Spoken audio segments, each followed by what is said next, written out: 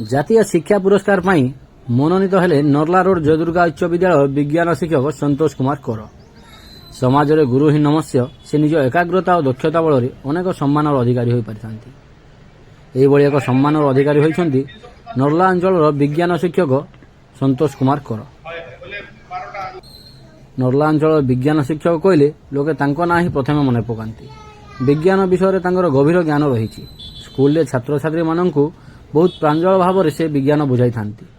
तांकोटु विद्या ग्रहण करिथिबा अनेक छात्र छात्री वर्तमान सरकारी चाकरी करिसेंती। निष्ठभाषी जोगु से स्कूल तथा नर्ला अंचल समस्त प्रिय पात्र हो पारिछन्ती।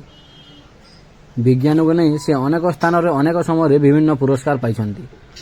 2023 रे मुख्यमंत्री शिक्षक पुरस्कार मध्य पाई सारिछन्ती। आसंता सेप्टेम्बर 5 तारिख गुरु दिवस दिन केंद्र सरकार तांकु जातीय शिक्षक पुरस्कार देवा पई मनोनीत करिछन्ती।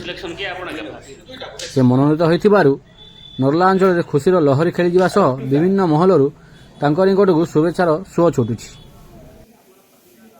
कलाहांडी अनिल कुमार का रिपोर्ट सत्यर स्वर। ठीक ठीक सर आइए।